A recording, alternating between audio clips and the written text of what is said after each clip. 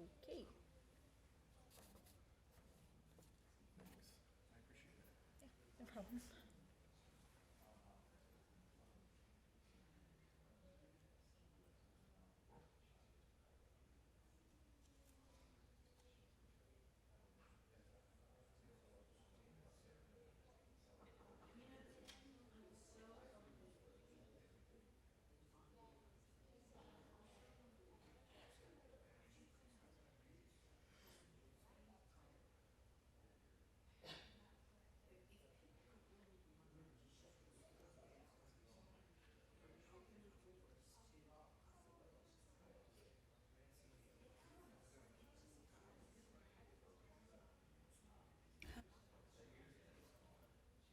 There was a there was a work session at 5, so there was a work session at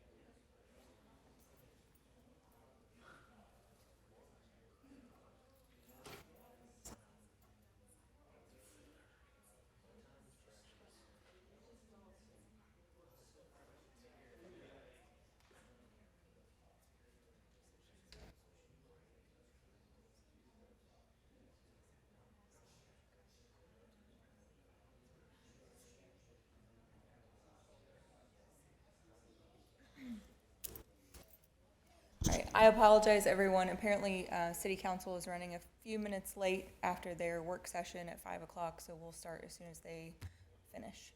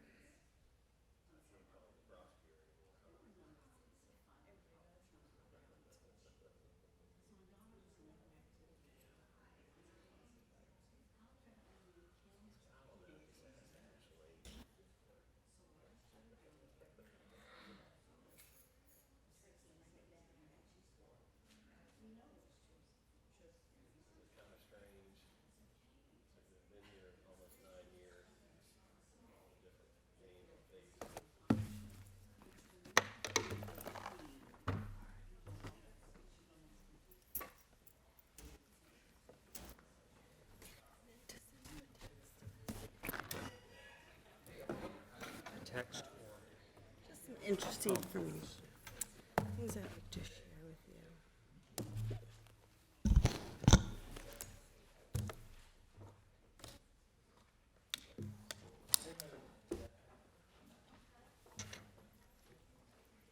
So we've got the Rotary event on the 31st at Gracie's. Looking forward to that. I think we're just doing it on the actual floor instead of in the, which is fine. Unless for some reason We're I not gonna really have a don't. meeting. Yeah. And that's fine.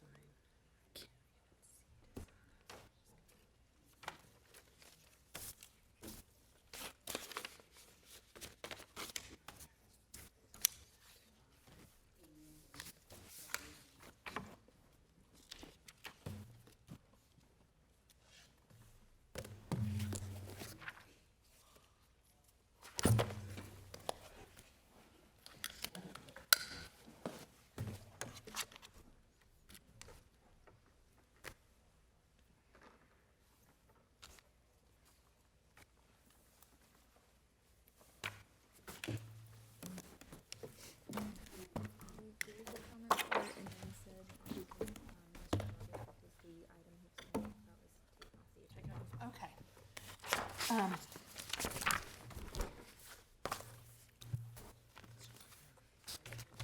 This is very important.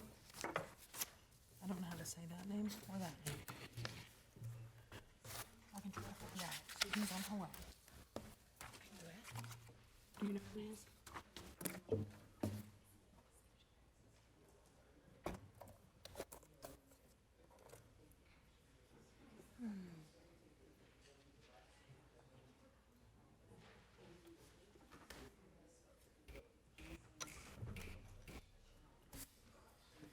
Yeah,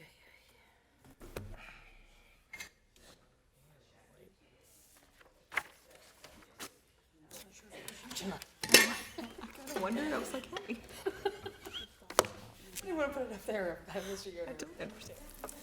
Oh, that was a good idea. I don't think I responded. Yeah, I didn't know if everyone had responded, because it didn't happen, so it's nothing. I know Monica did, so that would be, maybe just let Susan know.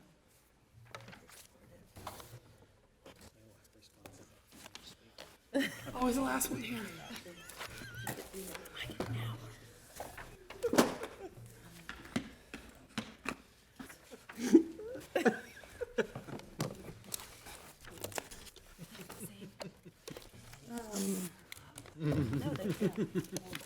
Let me look at it real quick. Because I feel we've got to make a. Amy starts to filibuster. Yes, this is good.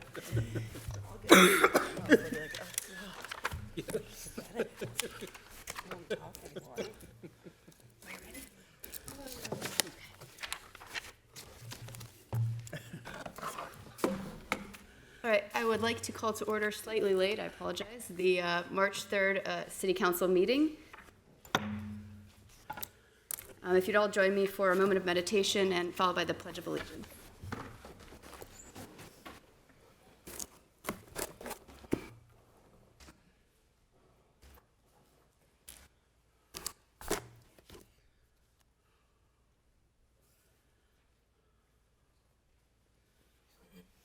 I pledge allegiance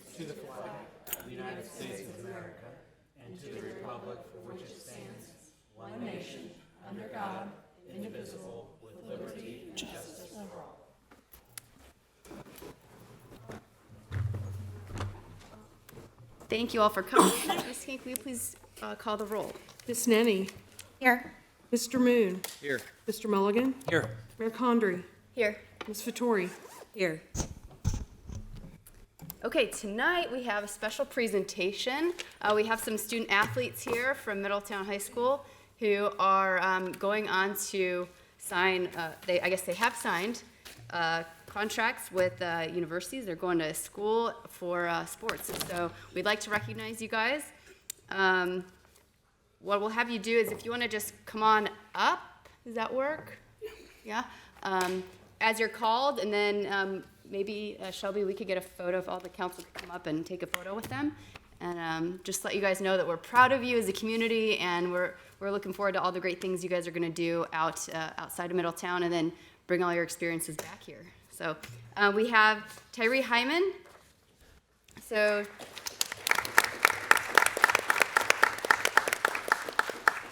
Harry, you're going to Tiffin for soccer. Awesome. Let's see, Tyra's parents are Amber and Jeremy Hyman. And congratulations, are your parents here? Yeah, awesome. Congratulations, proud parents. Do you want to is there anything you want to add about yourself? I don't really have much to say. That's all right. I guess I'd just like to say thank you to all my family and friends and God, obviously, because it made me better and pushed myself to get to where I'm at today. Awesome. Thank you, Tyree. Okay, the next one. So I had to ask about the pronunciation, which I love the explanation. It's Shek Fall. So it's like shack, right? So we can all remember that one moving forward. And Shek is going to Eastern Kentucky University for football. His parents are, oh, I forgot to ask the pronunciation of the parents. All right, I'm going to try it. Jilly? Yeah, that's right. Awesome. Okay, Jilly Fall and Rocinda Kane? Yeah? Awesome. Do they happen to be here tonight? Oh, no, they're, Okay, all right. Anything you wanted to add? thanks for having me, and I look forward to putting it on for the city. Awesome. Miss Brutland wants to point out that it's her alma mater and you should go play good football. Oh, we got it. Oh, awesome. All right, Kylan McGill.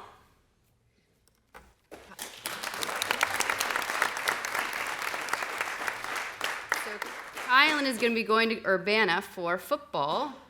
Parents Anthony McGill and Terry Mack. So Kylan, any words of wisdom you want to share with us?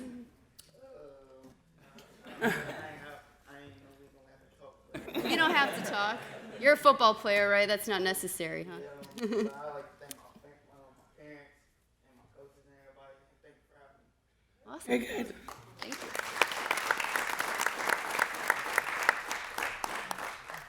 Next, we have Ariana Lane.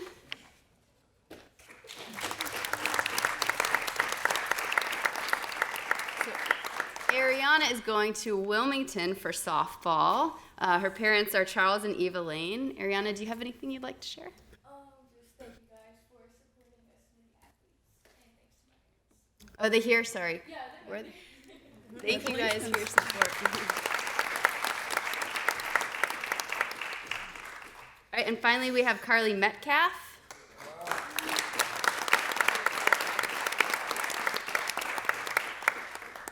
Carly's going to IUPUI for softball. Parents are Laura and Christopher Metcalf. Are they here tonight? Yeah. Do you have a sibling here as well? Do you have a sibling here as well? I have two sisters. And Awesome. my brother. Oh, great. Thank you guys for support. Oh, and my cousin Eric. Oh, very good. Oh, you guys are cousins? Oh, that is too cool. Awesome. Well, congratulations. Do you have anything you want to share with us? Just thank you for having me here today, and thank you to my friends and family. Awesome. Great. Thank you guys.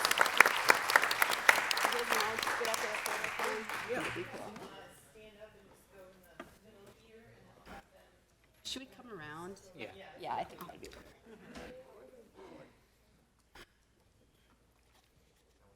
I wore my appropriate shirt.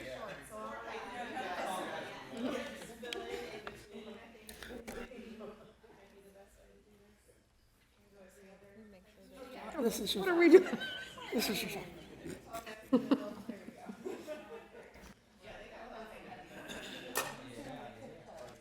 Okay. I'm gonna move. Yeah.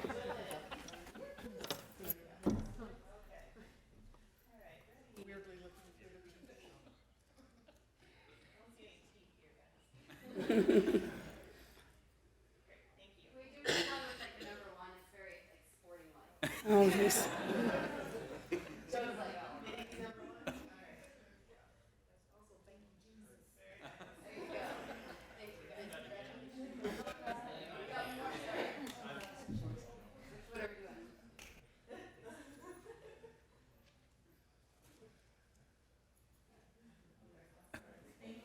Congratulations.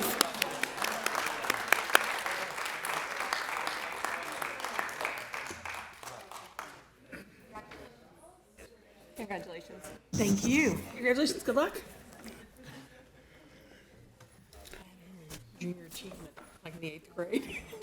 That's fantastic. I like to see other people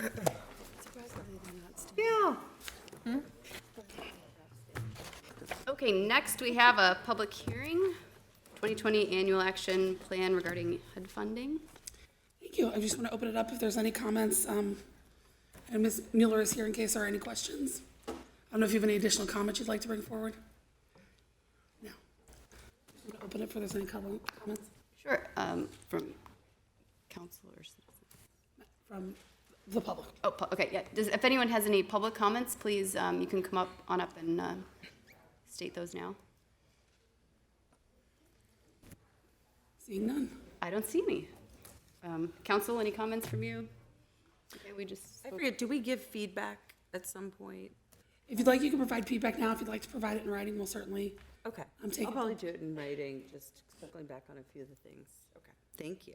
You can go ahead. And then there'll be a second public hearing in April, just to close the issue in case there's. Because the one thing we didn't talk about, which I know we've talked about, not in this chamber, just anecdotally, is perhaps using funding for incentives to get people to move here.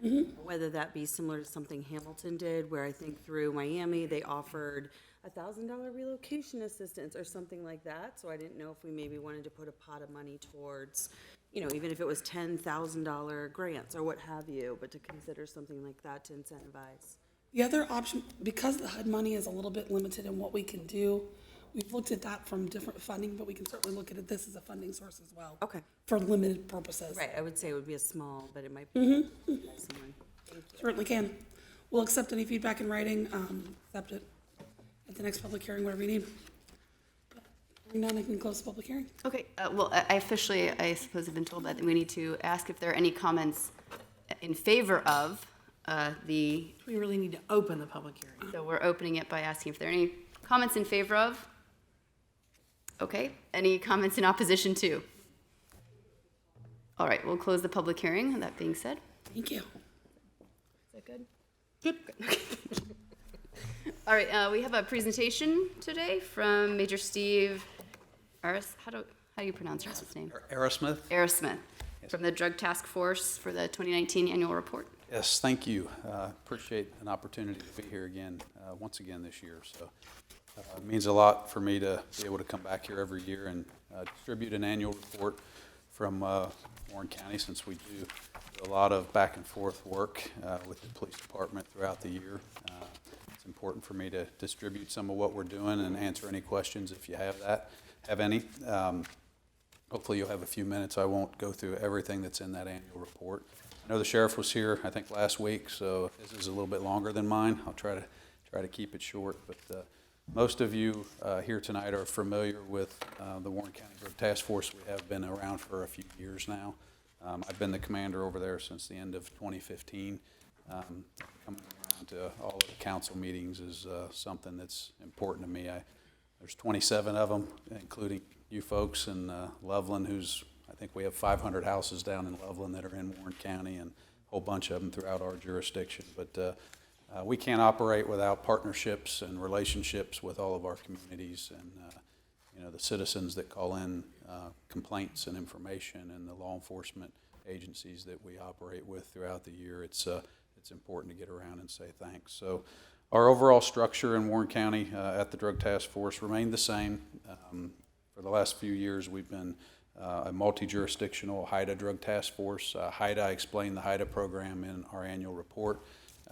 Some of you are familiar with that from last year and years past. HIDA is a federal that requires the collaboration of local, state, and federal law enforcement, pushes us all together under one roof. It's a force multiplier for sure. It's a way to obtain some funding on top of being a force multiplier.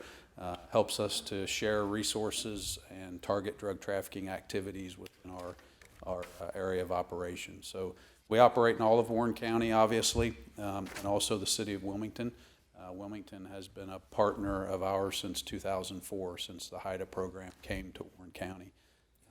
Probably don't have to explain the connection and the nexus with State Route 73 that runs from your city here straight across our county and into Wilmington. There's quite a bit of activity that occurs up that way. So Wilmington's been great partners of ours.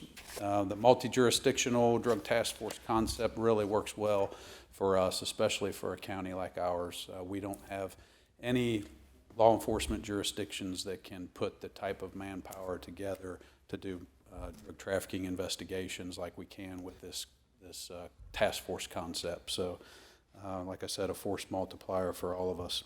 As the task force commander, I report to our policy board, which is made up of Sheriff Sims, our prosecutor, David Fornshell, and then just about every police chief in our county. So 16 chiefs sit on that board. In fact, we had our policy board meeting today. So every month I have to report to them, give them an investigative briefing on what we've been doing for the last 30 days, and then they can provide input, they provide oversight. If there's anything specific that they want us doing different, we handle it at those meetings. So it's a great way to operate. Everyone's on an equal playing field and works well. In 2019, we had 23 full-time personnel with our task force from 12 different law enforcement agencies. Sheriff's Office, Springboro, Lebanon, Franklin, Wilmington, and Monroe PD all assigned personnel to us. Ohio BCI, FBI, DEA, and the Ohio State Highway Patrol all contribute manpower to us. So you can read a little bit further about that in our annual report. Investigations in 2019, our detective staff handled 479 cases. Our uniform criminal patrol and our canine units handled 314 cases with 2,008 traffic stops and deployed their canines 288 times. Our cases are typically long-term investigations. We're not a typical kind of quick-hit vice-type unit. We're a longer-term investigative unit, so our cases can run from multiple months to over a year and beyond, depending on how those cases are progressing. So we had 308 felony arrests. It was a busy year. Unfortunately, as you know, we're not running out of things to do. And your police department's not as well, as you know. So drug trends for us, most commonly seized and readily available for Warren County, and this is pretty much across Ohio, remained crystal methamphetamine for us, heroin, fentanyl, consistent problem still. Our drug-related overdose deaths in Warren County were 48. So that was the same number that we had in 2018. So we were thankful that that didn't go up. Like to think that we're doing some good out there to keep those numbers from climbing again. 2017 being the worst year for us in Warren County with drug-related overdose deaths at 102 that year. So we had a spike in Warren County in LSD cases in 2019. Pretty much got that under control and have not seen that pick back up for us in our county. That was down southern part of Warren County, coming out of Claremont County, coming out of Cincinnati, and working its way through us through Deerfield Township and the Mason area on through our county. So our task force is funded in a kind of a crazy way. We operate off of grants. We operate off of HIDA funding. We operate off of contributions from our county commissioners and contributions from our community and jurisdictions around Warren County. Many make a financial contribution to us to allow us to continue to operate from year to year. So again, thank you. Thank you to Chief Burke, if he's still here, and the men and women of this police department over here. We do a lot of work over here with Middletown. So thank you to all of those folks. We were just talking in the back of the room, remembering the days when we got to do police work, and now we're in meetings all the time. So we go back a few years together. The citizens of Middletown, we do hear from your residents over here with complaints. As I said, a lot of back and forth drug trafficking activity that occurs. The support of this council, as always, thank you. And hopefully you'll let me come back and share a little bit next year. Enjoy our annual report. Call me anytime. We're here if you need us, and Chief Burke knows how to get a hold of us for sure. So glad to answer any questions if you have any. Thank you very much. Thank you. Thank you for your hard work.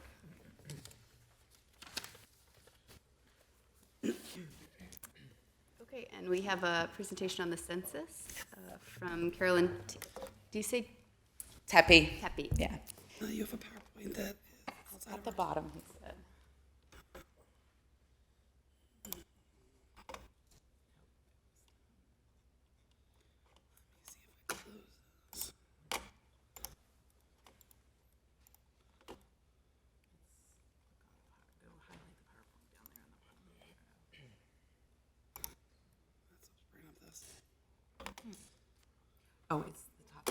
see it there.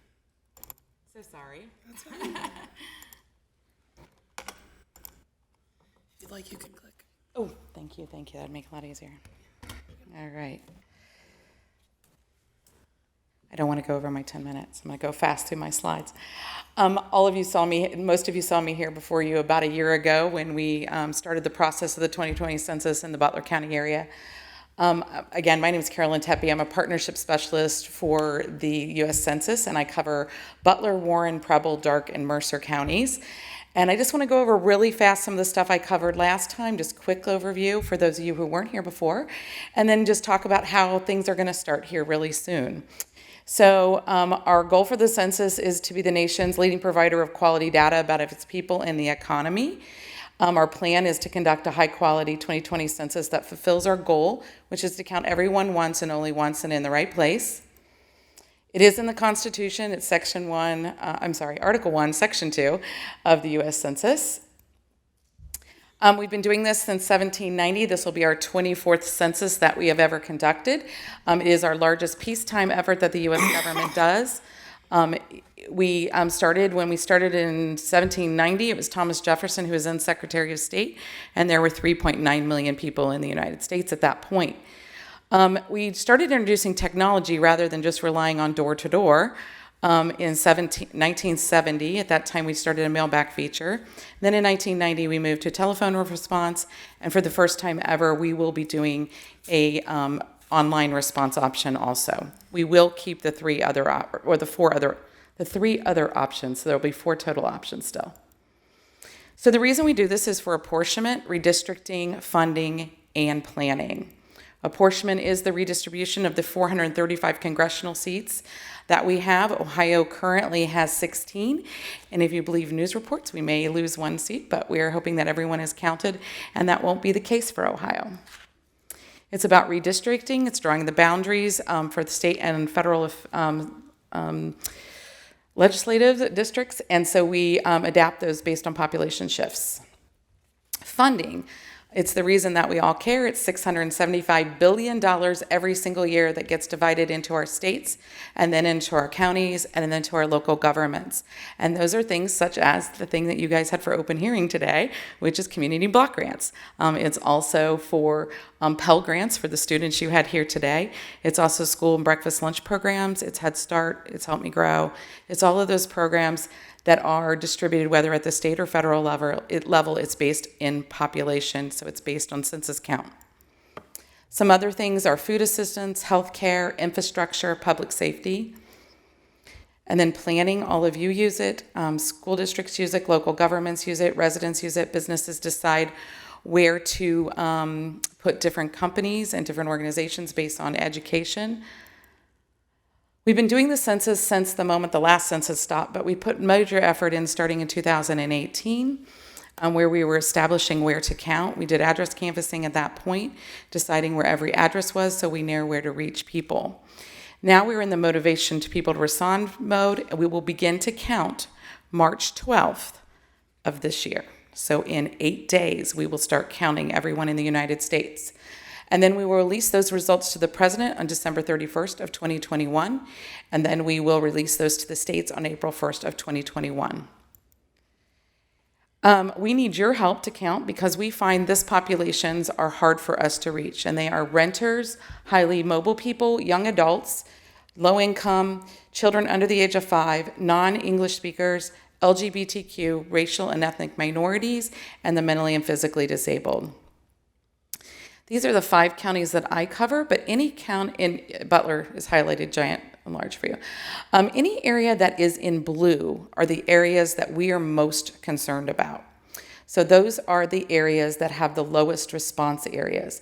And then you get into a little bit lighter blue, and then you move into green and then yellow. Yellow means that 15% or less, more respond to the census. So only 15% of the people don't respond to the census initially when we ask.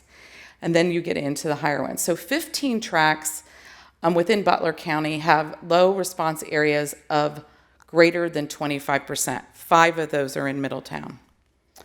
16 tracts have a low LRS score of between 20 and 25% of the people don't respond when we initially ask. 5 of those are in the Middletown area. Now, our census tracts don't perfectly line up with the city of Middletown. So when I'm talking about these 10, I'm talking about they either come in and go out, or they're completely within Middletown. So I want to be clear about that. 24 of the census tracts in Butler County have a significant Latino population. 5 of those are in Middletown. 15 or more additional ones have a diverse population. In other words, their foreign-born populations are a little higher, they're a little more elevated.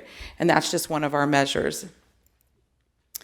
What we are looking for census ambassadors, and what I've been doing for the last year is soliciting those from around the communities, is to help us to address concerns about data privacy, fear of repercussion, distrust of government, feeling that it doesn't matter to be counted.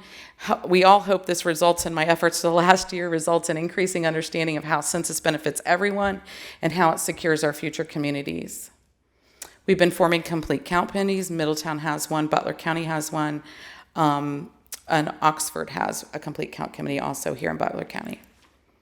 This is our website. I encourage people to go there and check out our website about the 2020 census, but most importantly, this is where you will go to fill out your census also. So you can learn more about the 2020 census, and this is also the website you'll go to complete your 2020 census.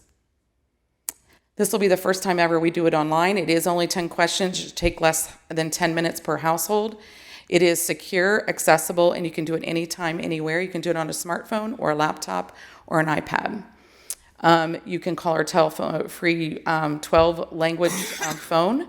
You can also do it by mail, which all residents will be mailed a paper copy the week of April 8th if they have not yet responded to the census. And then non-response follow-up will start May 1st with our door-to-door operations of enumeration. The census is accessible for everyone, whether they have blindness or low vision or are hearing impaired. We have ways that people can still access the census and respond. So this is a layout of how we'll be making sure we're contacting and communicating the message to individuals at their residence.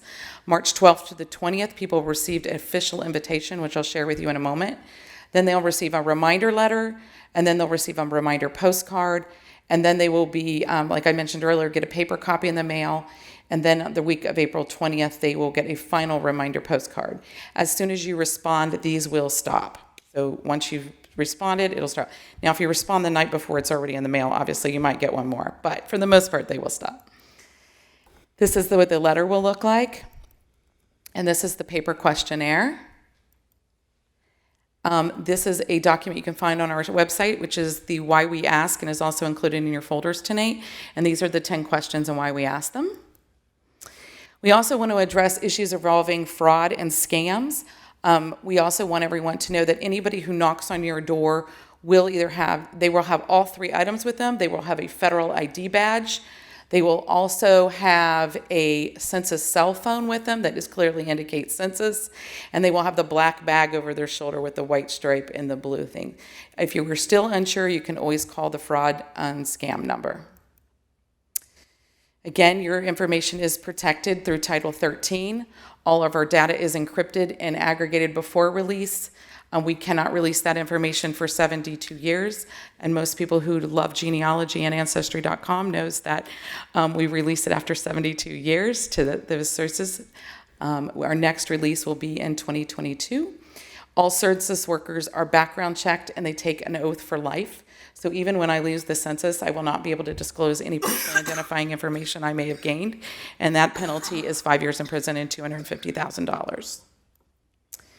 We do have something called the American Community Survey that is going on simultaneously, and we like to tell people that. This is what replaced the long form of the census. So if you happen to be one of the lucky few that receives both in April and May, you will then also be required to fill out both. We have changed the way we release data to the community. It will no longer be available through FactFinder. It is now going to be available through datacensus.gov. So those of you who write grants for the city, I just want to make sure all your staff are aware that our data is now available through datacensus.gov, and it is much more user-friendly and accessible to use. And we also have training academies. We invite anyone to become a partner with us by asking us to speak and attend meetings and social events, post information on your website, display census materials, Share this information with your constituents and partners, and allow your staff to be trained to become census ambassadors. And our final ask that just started would be our mobile question assistance sites. We are looking for any location or event to conduct those. So our idea is that if you're having a city event, that we would have a table at that, and that our staff would be able to come out with iPads and collect information in the field rather than going door to door, which would cut down on savings for taxpayers and give people the opportunity to ask questions of census employees. We still have jobs available. People are welcome to apply online at 2020census.gov. And our media campaign has started and will continue to ramp up over the next couple weeks. And you can follow us on Twitter, Facebook, Instagram, and Pinterest. Any questions? I have one question. Sure. In the past, I've received a census document at my business made out to my business. That was a little bit confusing. Do you have any information on that, or what the requirements are there, and why we might have? So I was trying to do a slide the other day, and I thought, oh, let me go see how many surveys the census does. I gave up. It's about 60 plus surveys that we conduct. Some of them are annual, some of them are biannual, but our business survey is actually one of them. And it's how we are able to predict economic growth within communities. And those are randomly sent out just like our, well, I don't want to say that. Some of them are random, and then some of them are annual. And then, so every business has sent them out. But businesses are sent them out, school districts are sent them out, government conducts a census one. And then sometimes government agencies contract with the census. So, for instance, the Department of Education might contract with us to send out a survey. So there's multitudes. We don't just operate every 10 years. So Thank you. you are still obligated to fill it out too. Anybody else? I just want to invite you to come out to any of our First Friday events that Okay. DMI puts on downtown. Those are great opportunities to have census workers come down and have access to people from Middletown and visitors to Middletown. Thank you Those are very the much. first Friday of every month at 5 o'clock. And actually, Amy and I have a complete count committee scheduled for tomorrow morning at 10 a.m., which we will add that to the list tomorrow morning, right, Amy? Yep. Okay. I would also note that the census information is linked on our webpage as well, so hopefully it'll help guide some of the citizens. And the complete company has is made up of various members from the community. There's church representatives, nonprofit representatives, who are all doing great things out in the community. One of the things also which affects the residents of Middletown is Butler County downtown at the courthouse, and within partnership with the city of Hamilton, is doing a census response center that's going to be open starting next Thursday all the way through the end of April, where any resident of Butler County can go in and fill out their census online at that location. We thought that was a good choice because people are sometimes asked to be down there if they are required to come be on the jury duty or coming down for other county official things. So those are the kinds of things that we're out there doing. Any other? Thank you guys for the time. If you have any individual questions, my business card is in your folder, so feel free to call anytime. Thank you. Thank you, Amy. Yeah, I'll see you in the morning. You want your mouse back? Thank you.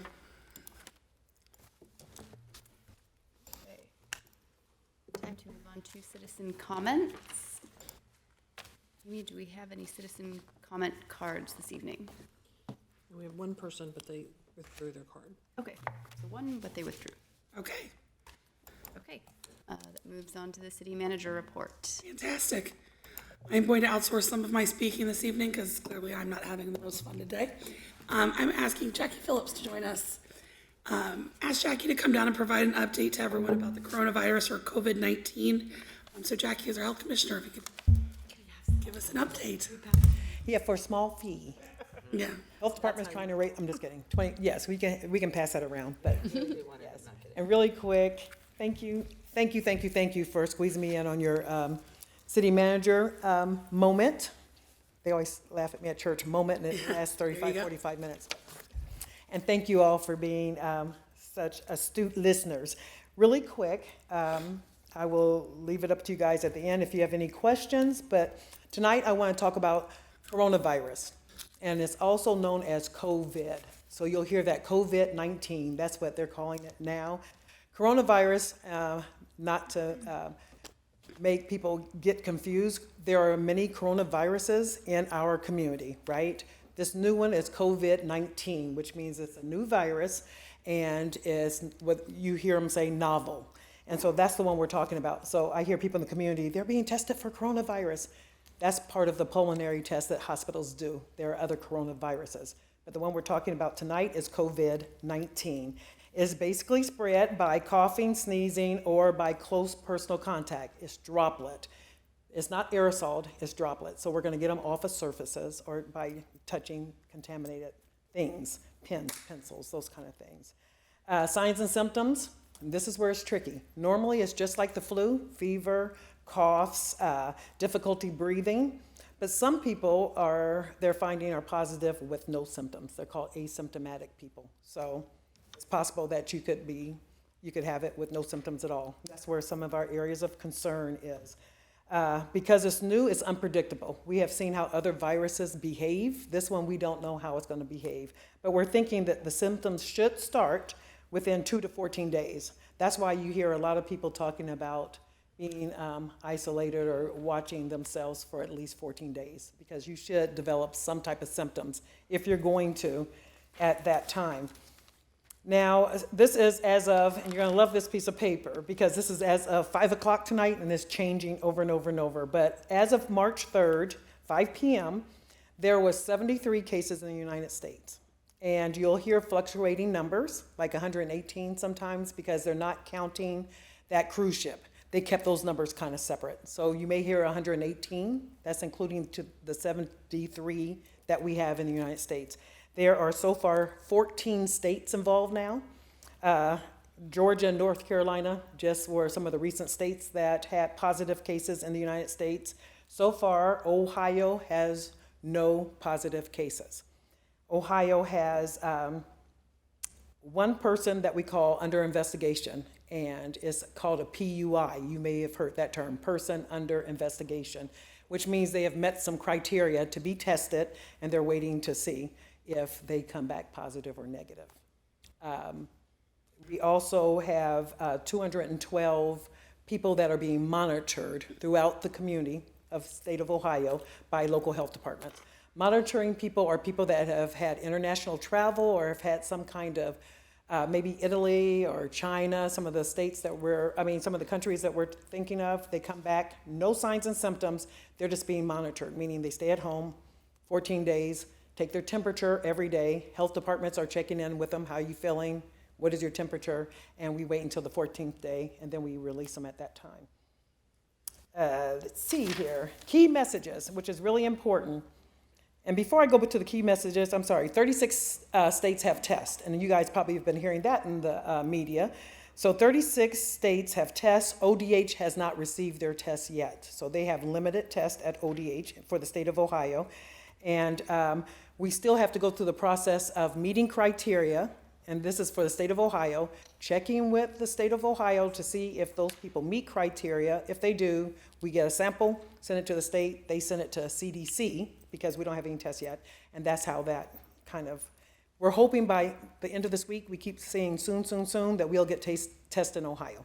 And then that will stop that little in-between CDC stop line, and we'll get some information sooner. So 3 key messages. This is rapidly evolving, changing situation, okay? And so interim guidance is expected to change constantly. Like before it was China only, and then they added South Korea, Italy, and Iran. These will change, and they'll constantly change. And so you just have to listen to the basic information that we receive, and it goes on case counts. It's all about communication, be vigilant, frequent communication, and factual communication. Sometimes the other stuff kind of gets gray and it kind of gets loosey-goosey, but we do communicate what we know. And what we do know is how to prepare and prevent spread of disease.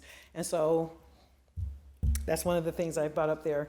And we need to prepare for pandemics. Pandemics happen. We're overdue for one to happen. We practiced in, I think it was 2008 and 9, H1N1. And that just means that you'll have community spread and you'll have a lot of people sick. What do you do when a lot of people are sick? How to stop the spread of illness, how to stop disease and death, and all that kind of stuff. So it's really important that we prepare. So it's nice that we can take this opportunity to kind of dust off all of our plans, because all of us do have plans. Containment buys us time, and that's the phase we were in before. So public health districts, healthcare systems, first responders, businesses, educational institutions, government agencies, faith-based group, and others. This is the time to start looking at your plans, say the what if we get a lot of sick people, what will we do? So when we're in that containment phase, now we are starting to rapidly move into mitigation. And mitigation means we limit the impact of this illness on our community. So what does that look like? On the phone, there have been too many phone calls, so I don't remember who said it, but it was really great. He said, when you plan for a preparedness, plan for a pandemic, if you're on one side or the other, on the first side, you're considered to be an alarmist. And then once it's happened, you're on the side of, you're considered to be inadequate, right? So it's always, you're either, oh, this is not gonna happen, and then, what were you doing? So it's always good to get right and prepare for, some people say the inevitable, but it could be even with Tennessee and they're having the tornadoes. Again, this is a disaster that happens and you have to plan, how do we continue business as usual? So I have, for you all, you can pass these down, and I'm gonna be mindful to pass them to, oh, there we go. And so this is the same as what I have here, and I have enough in the audience that want it. And so our message is to keep calm and be ready. And the 3 C's talks about covering your cough and your sneezes and your elbow. Be clean, wash your hands or use sanitizer, and contain. If you're sick, stay at home. And then on the back, it talks about all these wonderful things that you just need to be mindful of. Stay at home when you're sick. Avoid sick people. Get good rest and good sleep if you're sick. Hand washing, covering your mouth. Avoid touching your eyes, nose, and mouth. We have to all do that. My glasses slide all the time, but anytime you're touching things and you're bringing it to your face, you have to be really careful not to do that. Start practices at home in your businesses that at 10 o'clock and 2 o'clock, and we just said 10 and 2, that's where your hand's supposed to be on the wheel. Well, 10 and 2, wash your hands. Or 10 or 2, wipe down the doorknobs or whatever. 10 and 2, that helps a lot because people will start getting into the habit of just doing those kind of things. Before you go to the doctor, and if you had any travel or you might be suspect, you might want to call ahead. I have a fever and I'm not feeling well. Before you go to ER, urgent care, it's nice to do that. Doctor's offices love for you to do that when it's influenza time, because they can say, come in the back door. They can say, don't sit in the waiting room around other people. So it's nice that if you had to seek care. And also, I always tell people when you're going to go on trips or when you're doing things, somebody is going to Disney World, which is the petri dish of germs, you know, all the kids. And I said, at night, take a shower at night. That would help because you're not laying 8 hours sleeping, which are all-day germs. So take a shower at night, wash your hands real well, and that way you don't have to be mindful where your hands go while you're sleeping. It's certain things just to be mindful of that you can do to stay healthy. Last but not least, all of this information on the back of that card, as well as, I think I have it on this slip, I put in the back. This is on our website. Shelby has been doing a wonderful job. Nancy in our office has been keeping everybody updated. It's on our website. You can go to the health department. You can Google it. We are getting our information from CDC, but you can download anything. You can make copies of it. If you need any copies, let me know. If you have any questions about anything, your businesses, just let me know. I'm going to pass this out to you all, and I have it if anybody wants in the audience. This was a good worksheet that we did Friday when we met with the community partners in Butler County, and it goes through all the things to consider. It starts giving those triggers, what if, and to go through them. It's a really nice check off, so you can have these as well. I have, like I said, all the information, so contact me if you need anything. So since we're in the mitigation phase, would you mind passing that bottle down the row and we'll... You can have it. This is really good to use at all times when you get finished, because all of these things become what we call full mites, things to pass germs. So every time they touch it. So you guys can have this. I'll do an invoice to Susan later. I want to commend Jackie and her team. They've been working diligently to meet with our local partners, with our area agencies, to make sure that we're prepared in the event something occurs here in Middletown. But really, it does go back to your basic, make sure your hands are washed, make sure you're doing those simple things to help prevent spread of any disease on top of this one. Right. But I want to commend Jackie and her team. I know they've been working long, hard hours to try and make sure that we're prepared. and ready to go. Thank you. And also, thank you. And Governor DeWine is having a big summit Thursday with all health commissioners. We will be there. Butler County is speaking there because of their incident. I am a part of one of the panels, so we're all a part of this summit all day Thursday from 10 to 2. So we'll get all information. Thank you. Thank you, ma'am. Thank you. Thank you, Jackie. The other thing I wanted to bring to everyone's attention tonight, we have had a soft launch of Invoice Cloud for our utility bills. As we have tried to improve the customer experience for the city citizens, we've had numerous questions about being able to set up more efficient payment systems. We worked, and Jake and his crowd, and as well as our IT department, worked on a new contract with Invoice Cloud, which allows us to have utility payments, pay on demand, pay by text, pay automatic billing. And the idea is to make it a little bit easier for citizens. Also, this provides the city a better rate for credit card charges, so it makes it more efficient, less costly for the citizens in the city. Excuse me.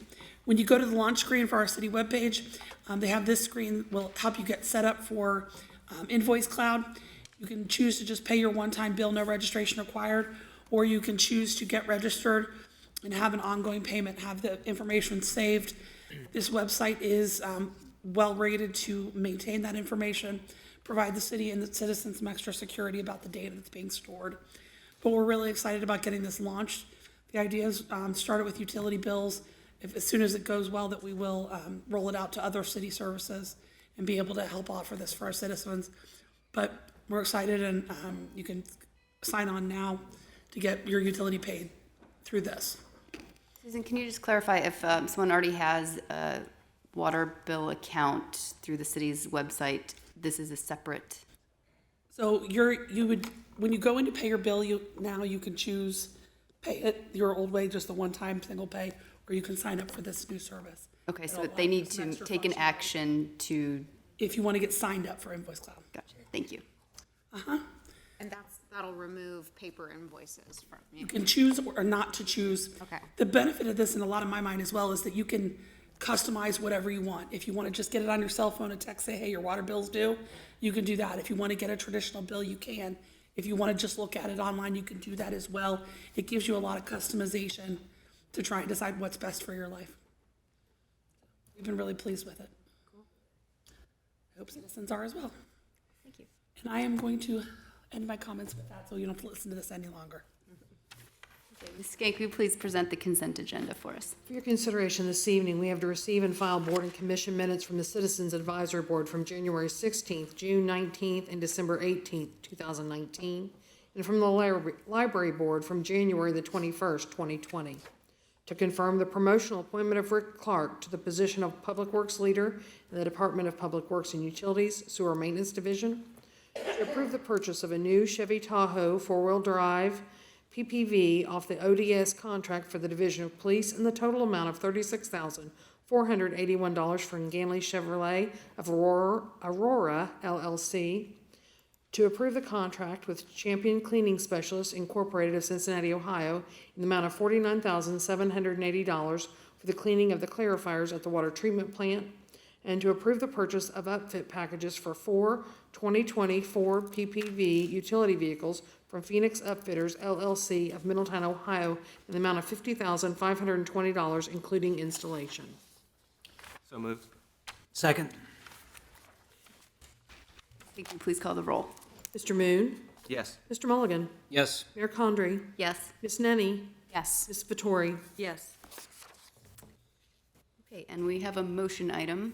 To extend the door hours in observance of St. Patrick's Day, beginning at 8 a.m. until midnight on Saturday, March 14th, 2020. So move for adoption. Second. Ms. Skank, will you please call the roll? Mr. Mulligan? Yes. Mayor Condrey? Yes. Ms. Vettori? Yes. Ms. Nenny? Yes. Mr. Moon? Yes. Council comments. Ms. Nitty, do you have any comments to start us off today? Yes, I would like to just congratulate all of our student athletes and their parents for all of their hard work and dedication to their sports and their educations, and I wish them well in college and in their careers.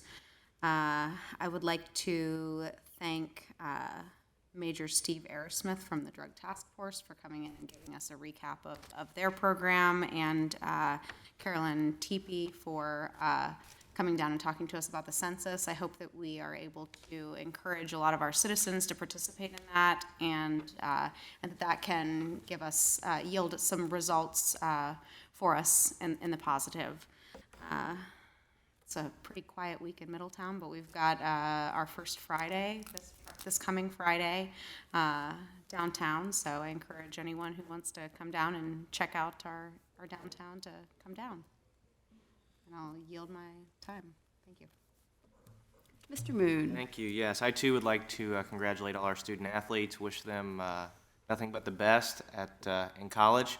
They're certainly carrying on a great legacy of Middletown athletes just recently, and it seems like we've had so many recently, whether it be Kyle Schwarber, Kayla Harrison, Jalen Marshall, Vince Edwards, Jeff C. I mean, the list just goes on, and certainly it doesn't end at athletics, so I wish them well in their studies as well. Just want to extend my condolences to the Cohen family on the loss of Wilbur. Certainly, there's few that have given back as much as the Cohen family has, and I have no doubt that Wilbur set that example in the household and inspired his children to serve in the way that he did. And I just extend my condolences, and they're in all of our thoughts and prayers. That's all I have. Thank you.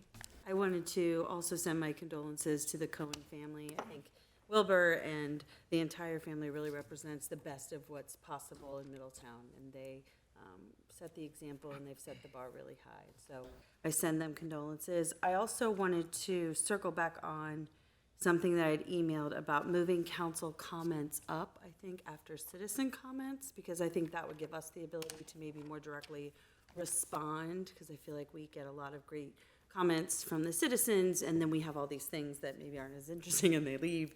And so I would like to, and I think there's support across the board to move that up. I had heard from one other council member, and I apologize, I forget who it was. Yeah, it might have been. If there's a majority, we'd be happy to move it. I had only heard from one other person. I'm fine with it. Okay. No strong preference. We'll go ahead and get it moved for the next meeting. Thank you. And then today we just launched the marketing for a Downtown Middletown Inc. and First Financial Bank sponsored event called Thrive in the Hive, which is going to be focused on bringing female business owners to town. So it's going to be a whole day, April 28th, focused on showing female business owners all the great places we have available to rent, have them interact with a lot of our other existing female business owners, because I think downtown is somewhere near like 70% female owned and operated, as well as bringing in resources from First Financial, from the city, and some other groups, so that they can really see the package of what is available if you were looking to start or extend your business here in Middletown. So keep an eye out for more. Thank you. Mr. Mulligan. Thank you, Your Honor. No comments tonight. And I will echo Joe. Everyone said amazing things already, and I look forward to carrying on as a community the legacy of Wilbur Cohen, and also send my condolences. Okay.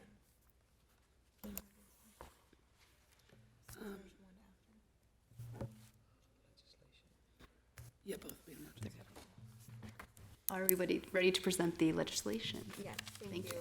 There are 3 items of legislation on tonight's agenda. Of those, 2 are emergency items. We're asking for a motion to waive the charter provision requiring 2 separate readings as to the following items: ordinance number O2020-13 and resolution number R2020-05. I move that the charter provision requiring readings on 2 separate days be waived, and that the ordinance numbers O2020-13 and O2020-05 be declared emergencies and read one time only. Second? Ms. Gank, will you please call the roll? Mayor Condrey? Yes. Ms. Vettori? Yes. Ms. Nenny? Yes. Mr. Moon? Yes? Mr. Mulligan? Yes. Ordinance number O2020-13, an ordinance establishing a procedure for and authorizing a contract with Badger Meter, Inc. for the purchase of water meters and declaring an emergency. So moved. Second? Do we have any comments for anyone? I know we had a presentation this last time, but I'm happy to have any additional comments. Any questions? Ms. Gank, will you please call the roll? Ms. Vettori? Yes. Ms. Nenny? Yes. Mr. Moon? Yes. Mr. Mulligan? Yes. Mayor Condrey? Yes.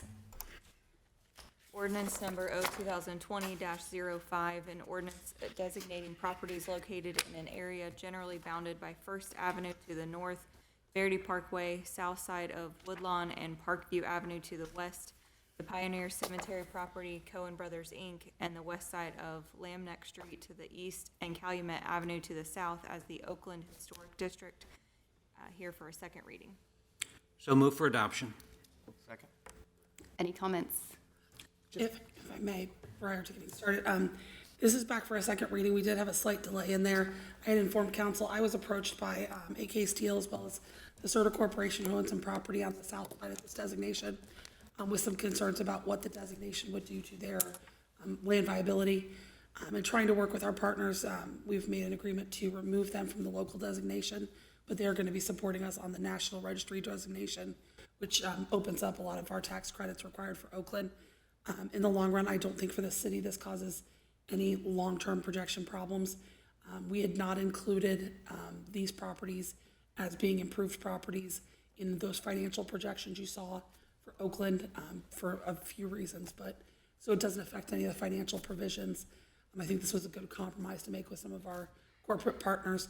So what you're seeing is slightly different tonight, and it pulls out two properties that were owned by industry on the south side of the designation.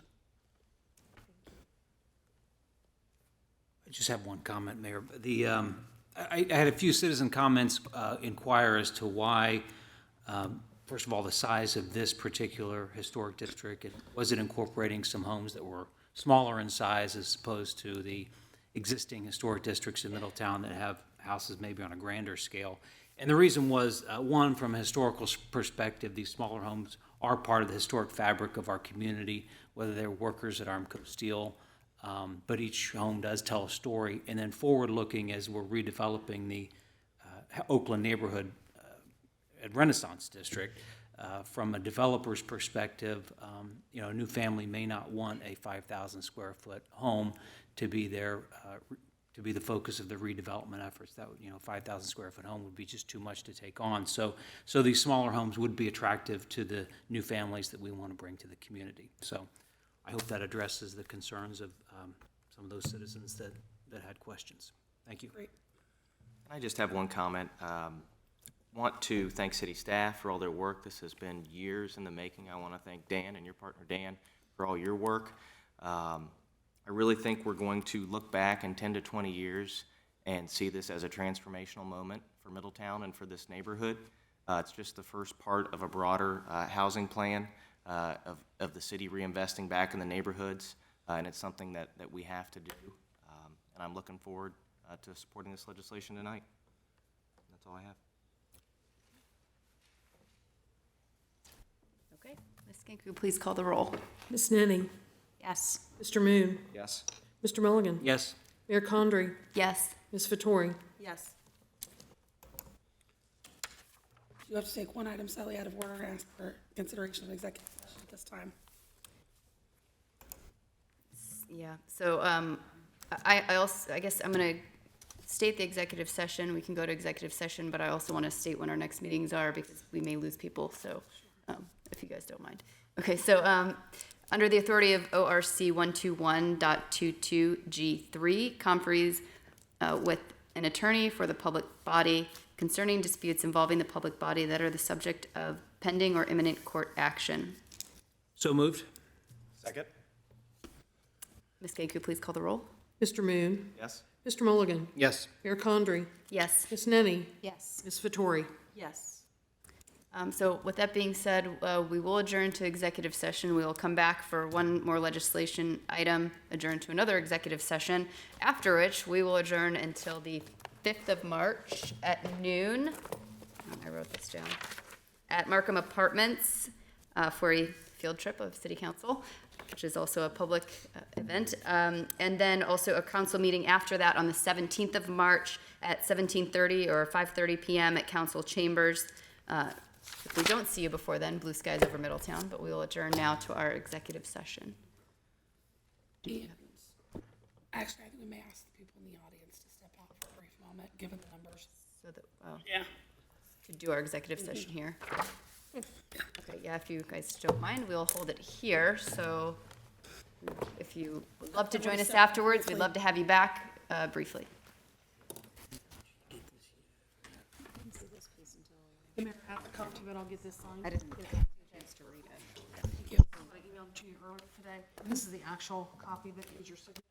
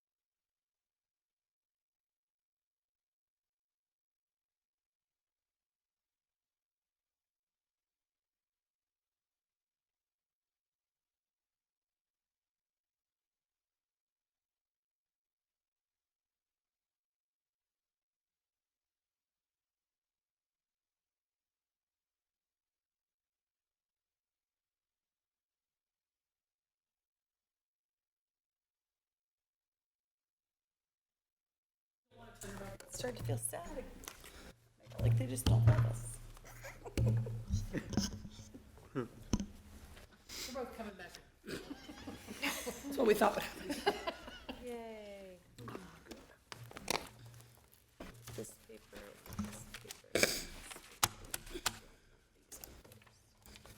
All right, now, all right, settle down out there. I'm gonna turn on my.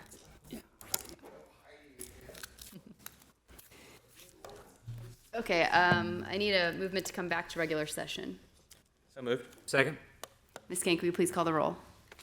Mr. Mulligan? Yes. Mayor Condrey? Yes. Ms. Vettori? Yes. Ms. Nemi? Yes. Mr. Moon? Yes. One more resolution. Resolution number R 2020-05, a resolution to accept the One Ohio Memorandum of Understanding between the State of Ohio and other local governments in Ohio and declaring an emergency. So move for adoption. Second? Any comments from council? Okay, Ms. Kank, will you please call the roll? Mayor Condrey? Yes. Ms. Vettori? Yes. Ms. Nenny? Yes. Mr. Moon? Mr. Mulligan? Yes. Okay. With that, we have one more executive session. Under the authority of ORC 121.22G8, to consider confidential